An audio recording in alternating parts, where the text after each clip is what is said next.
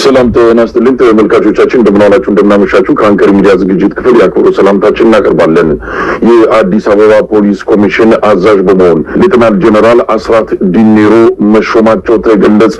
ባልታወጀ የአስቸኳይ አዋጅ ውስጥ አዲስ አበባ ወድቃለች የሚለውን ሀሳብ የተለያዩ ወገኖች እየሰጡ ነው። እንዲህ አይነት ጸጥታና ቁጥጥር በአዲስ አበባ ላይ እንዲደረግ አብይ አህመድ ሲወስን ምናልባትም በአዲስ አበባ ይከሰታል በሚል የሰጋው ነገር ሊኖር ይችላል ተብሎ ነው በብዙ ወገኖች ዘንድ የታመነው።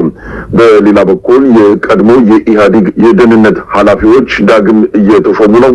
የቀደመው ስርዓት በተለያየ መልኩ በሰብአዊ መብት ጥሰት የሚወነጀሉ ከፍተኛ ባለስልጣናት በአብይ አህመድ እንደገና ሹመት እያገኙ ነው። የቀድሞ የፌዴራል ፖሊስ ኮሚሽነር አቶ አሰፋ አብዩ የብሔራዊ መረጃና ደህንነት ምክትል ዳይሬክተር ሆነው እንዲሰሩ አብይ አህመድ ሾሟቸዋል።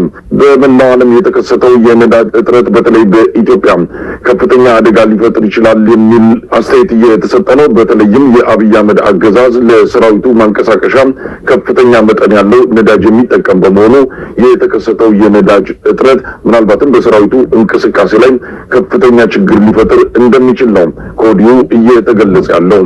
የአብይ አህመድ አገዛዝ ህዝቡ እንዲቆጥብ ማሳሰቢያ ሰጥቷል። በቅርቡም ይህን በተመለከተ መመሪያ እንደሚያወጣ ነው የኢኮኖሚና ልማት ሚኒስትሩ አቶ አህመድ ሽዴም የገለጹት። በእነዚህና በሌሎች ጉዳዮች ላይ በማተኮር የዛሬውን የአንከር መረጃ ክፍለ ጊዜ ወደ እናንተ እናደርሳለን። ስምረት ፓርቲም ክሱን አንስቷል።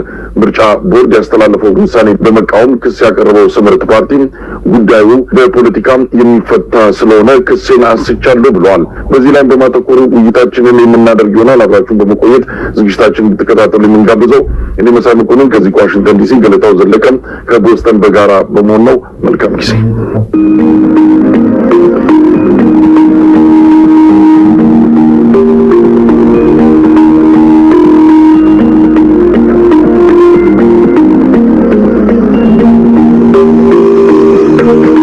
ተናስተን ገለታው እግዚአብሔር ይመስገን። እንዴት ነው መሳይ? እንደምሰነበትክ? እንዴት አለ ገለታው? አዲስ አበባ ፖሊስ ኮሚሽነሩን በማንሳት አቶ ጌቱ አራጋውን ሌተናል ጀነራል አስራት ዲኔሮ መሾማቸውን የተሰማበት ዜና ነው። ዛሬ እንግዲህ ጎልቶ በተለያዩ መድረኮችም እያወያየ ያለው ሌተናል ጀነራል አስራት ዲኔሮ ወታደራዊ አዛዥ ናቸው። የአዲስ አበባ ከተማ ፖሊስን እንዲመሩ በአብይ አህመድ በኩል ሹመት ተሰጥቷቸዋል። እንዴት አየው ሹመቱን? ይሄ እንደው መቼም ስርዓቱ የደረሰበትን የምን ጥግ እንበለው አንድ የመጣልኝ ቃል ያዝ ያደረኩት መሳይ የክፋት ጥግ በሚለው ልቀይረው። እንደዚህ አይነት ጥግ ማሳያ ነው። ስርዓት አጉራ ዘለልነት የፈለጉትን ማድረግ ነው። የፈለጉትን አደርጋለሁ የሚለው አንድ ትልቅ ማሳያ ነው። መቼም በሀገሪቱ ሕግ መሰረት አስቸኳይ ጊዜ አዋጅ ኮማንድ ፖስት ሲቋቋም ፓርላማው በቋቁሞ ለስሙና አቋቁሞ የሚያነሳበት ጊዜ አለ። አማራን ክልል ታስታውስ እንደሆነ ኮማንድ ፖስት አቋቁሞ ዝም ብሎት ነበር። አንስተናል የለም በኋላ እንደዚሁ ሲንቀዋለ ነበር ቆየው። እንደዚህ አይነት የህግ ክፍተቶች ያሉባት ምድር ናት። ይሄኛው ደግሞ የባሰ ነው። ይሄ በአንድ ሰው አብይ አህመድ የታዘዘ ኮማንድ ፖስት ነው አዲስ አበባ ላይ የተጣለው። ኮማንድ ፖስት የሚባለው አንድን አካባቢ በሚሊቴሪ አገዛዝ ስር ማቆየት ማለት ነው። ይሄ ምንም ትርጉም የለውም። ሚሊቴሪው አስፈጻሚው ውስጥ እንዲገባ ጊዜያዊ ስልጣን ይሰጠዋል ማለት ነው። ይሄ ነው የሆነው መሳይ ዛሬና ይሄንን ለመቀበል እንግዲህ ሌተናል ጀነራል አስራት ዲኔሮ ወታደራዊ መዋቅር ይዘው አልመጡም። እንደ ግለሰብ አንድ ራሳቸውን ይዘው መጥተው ይሄንን ቦታ እንዲመሩ ተደረገ እንጂ ከዛ ያለፈ ስልጣን ወይም ደግሞ ወታደራዊ አመራር ሊሰጡበት ወይም ደግሞ አሁን እንደሚባለው አስቸኳይ ጊዜ አዋጅ ተብሎ ሊወሰድ የሚችል አይደለም። የወታደራዊ መዋቅሩ አይደለም አሁን የአዲስ አበባ ፖሊስ የሚመራው ግለሰቡ ነው የመጡት የሚል ነገር አለና እንደዛ ብሎ ድምዳሜ መስጠት ይቻል ይሆን? ታስታውሳለህ መለስ ዜናዊ ምርጫው ከአዲስ አበባ ከተረበሸ በኋላ ወጡ በድንጋጤ እንደተናገረው ነገር እስካሁን አይረሳኝም። ምን አለ? አዲስ አበባ ፖሊስ እና ሌሎች አካላት የጸጥታ ኃይሎች በሙሉ ተጠሪነታቸው ለጠቅላይ ሚኒስትሩ ሆኗል ብሏል። ታስታውሳለህ? ይሄንን ቃል መሰለህ በሙሉ ለዚህ ሆኗል ብሎ ነበር። ይሄ ድንጋጤ ምርጫ ጋር ተያይዞ የፈጠረው ድንጋጤ ነው። እንደዚህ አይነት አሰራርም የለም። ግን አንድ ሚሊቴሪ ሰው ወታደር ሰው መጥቶ ፖሊስ ላይ የሚጫን ከሆነ ሌላ መልስ እንሰጠዋለን። አሁን መዋቅሩን እኛ እንግዲህ ሄደን እየሰራን በግለሰብ ነው የሚሆን ትንታኔ እንግዲህ የሚሰጡ በዚህ ላይ ጉንጫቸው የሚያልቁ ያልቁ መሳይ ግን በግልጽ የሚታየው የሚሊተሪ ኮማንዶ ነው፣ የሚሊተሪ አዛዥ ነው። ግን ከዚህ በፊት በህወሓት ጊዜ በጣም በብዙ ወንጀል ስሙ የሚጠራ ሰው ነው፣ የሚታወቅ ነው አይደለም። በብዙ ወንጀል ውስጥ የተዘፈቀ ሰው ነው። ለምልክትነቱ ወስዶ የአዲስ አበባ ፖሊስ ዋና አዛዥ አድርጎታል። በመሰረቱ አንድ መሰረታዊ ነገር አለ በተቋም ግንባታ ውስጥ። ይሄ የፍትህ አካል ነው። ፖሊስ እንደምታውቀው የፍትህ አካል ነው። ከፍርድ ቤት ጋር ተሳስሮ አብሮ የሚሰራ በፍትህ አካል ውስጥ የሚታይ ተቋም ነው። ይህን ተቋም ከሚሊቴሪ ውስጥ አምጥቶ አንድ ሰው ካስቀመጠበት፣ አዛዥ ካደረገበት አይ ሚሊቴሪው አይደለም እያዘዘ ያለው አሁን ግለሰብ የሚሉ ሰዎች ካሉ ቅድም ያልኩ ጉንጫቸው ያልኩ እነሱ ግን እኛ እንደ ተቋም አሁን የአዲስ አበባ በልዩ ኮማንድ ፖስት ውስጥ አንገው ብዙ በሆነ ማለት ነው።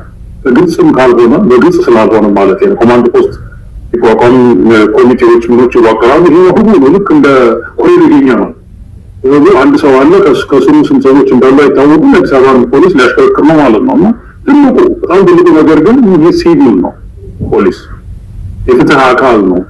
እዛ ውስጥ አንድ ሚሊቴሪ ሰው ዝም ብሎ አንጥቶ ተቀምጦ በልታዘዝ ከዘረ ጀምሮ ሊባል አይችልም። እና በዚህ ደረጃ ሀገራችን ልትዋረድ አይገባውም። የአዲስ አበባ ህዝብ ማሳይባው ተቋም እንደዚህ መጫወቻ ይሁን አይገባውም።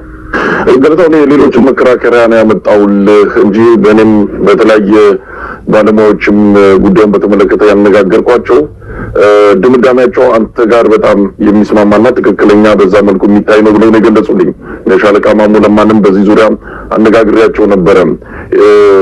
በመሰረቱ ፖሊስ ወታደር መሆን ይችላል፣ ወታደር ግን ፖሊስ መሆን አይችልም የሚል ነገርም አንስተዋል። ስለዚህ በተለየ ሁኔታ አብይ አህመድ አዲስ አበባ ላይ የሰጋው ነገር አለ።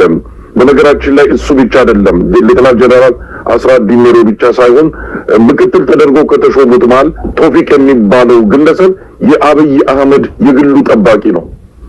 አብይ አህመድ ስልጣን ላይ ከወጣ ጀምሮ እስካሁን ድረስ ይሄ ሹመት እስከተሰጠው ድረስ የአብይ አህመድ የቅርብ ሰው ብቻ ሳይሆን የሀገሩም ሰው ነው፣ አብሮ አደጉም ነው ቶፊቅ የሚባለው ግለሰብ። ስለተረፈ የተሰናበቱት አቶ ጌቱ አራጋው፣ ኮሚሽነር ጌቱ አራጋው የአዲስ አበባ ፖሊስ ኮሚሽን ኮሚሽነር ከማንም በላይ ታማኝ ናቸው። ለአብይ አህመድ አገዛዝ ቀጥለጥ ብለው የሚያገለግሉ ናቸው። ምናልባት ቅሬታ ከቀረበባቸው ምን አይነት ሊሆን እንደሚችል ግራም ያጋባሉ። ምክንያቱም ባለፉት 8 ዓመታት እሳቸው በተለይ ከተሾሙ በኋላ በአዲስ አበባ ደብዛቸው የጠፉ የአዲስ አበባ ወጣቶችን፣ የተለያዩ ማህበረሰብ ክፍሎችን በአንድም ይሁን በሌላ የዚህ ሰው እጅን ያለበት።